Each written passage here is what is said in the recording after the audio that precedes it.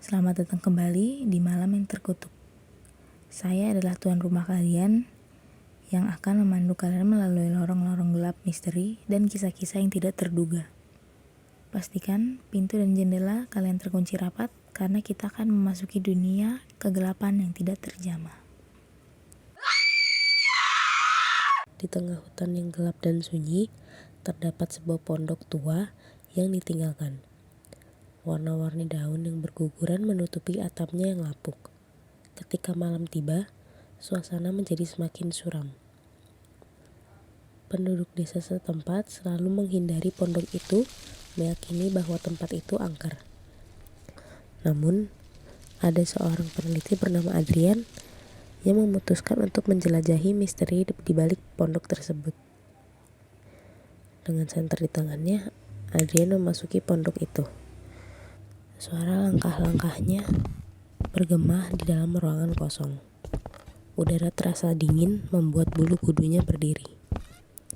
Ketika ia mendekati sebuah cermin, bayangan aneh muncul di belakangnya. Dia segera berbalik, tetapi tidak ada apa-apa. Namun, bayangan itu kembali muncul di cermin.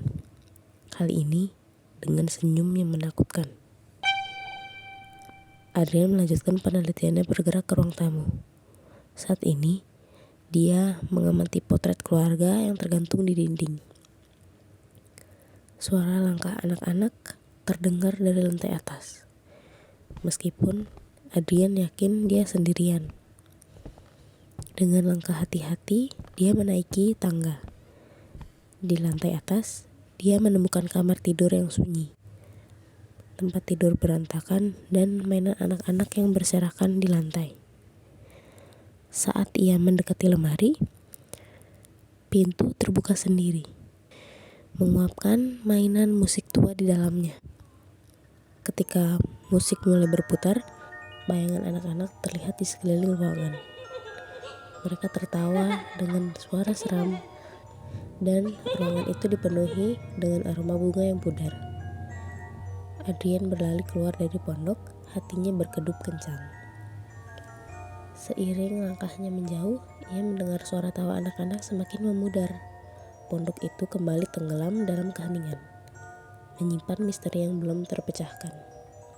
Sejak itu, Adrian tidak pernah melupakan pengalamannya, dan ketika malam tiba, penduduk desa masih bisa mendengar suara tawa anak-anak dari dalam pondok itu, mengingatkan mereka akan keadaan sesuatu yang tidak pernah terlihat di antara bayangan hutan.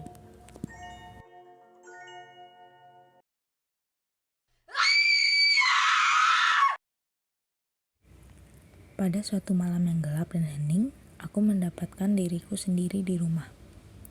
Angin malam bertiup pelan, membuat daun-daun bergoyang dan menghasilkan suara yang aneh. Suasana sunyi membuatku merasa agak cemas. Aku duduk di ruang tamu dengan lampu yang redup. Tiba-tiba, aku mendengar suara langkah kaki di lantai atas. Hatiku bergedup kencang karena aku yakin bahwa aku sendirian di rumah. Aku mencoba meredakan ketakutanku dengan berpikir bahwa itu mungkin hanya suara dari rumah sebelah atau barang-barang bergeser. Namun, suara langkah itu semakin mendekat. Aku memutuskan untuk memeriksa lantai atas, meskipun rasa takut masih menghantui diriku. Dengan langkah ragu, aku naik ke atas tangga dan mencoba memanggil orang-orang yang mungkin berada di rumah. Namun, tidak ada jawaban. Suasana semakin tegang saat aku mencapai koridor di lantai atas.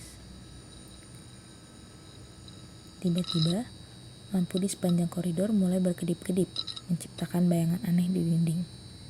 Aku merasa ada sesuatu yang tidak beres dan mencoba menenangkan diri. Ketika aku melangkah lebih dekat ke salah satu pintu kamar, pintunya tiba-tiba terbuka dengan sendirinya. Aku hampir terjatuh mundur, tapi aku tetap berusaha menghadapi ketakutan itu. Aku memasuki kamar dengan hati-hati dan suara langkah kaki semakin kuat. Namun tidak ada siapa-siapa di dalamnya. Hanya bayangan-bayangan yang aneh di dinding dan angin malam yang menyelinap masuk melalui jendela yang terbuka.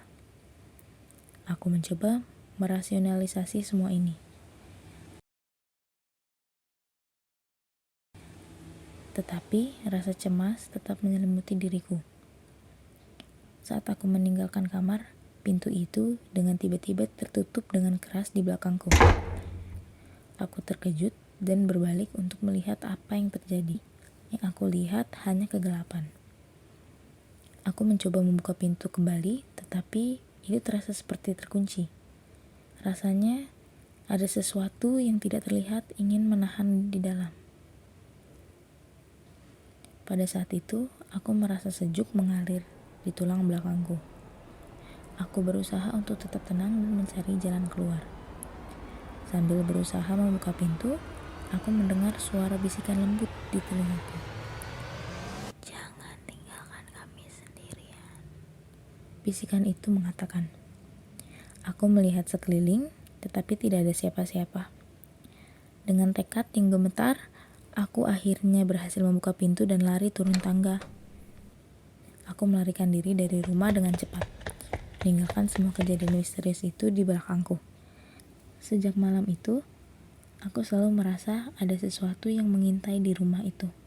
Dan ketika malam tiba, suara langkah kaki terdengar lagi, aku tidak akan bisa merasakan benar-benar sendirian lagi.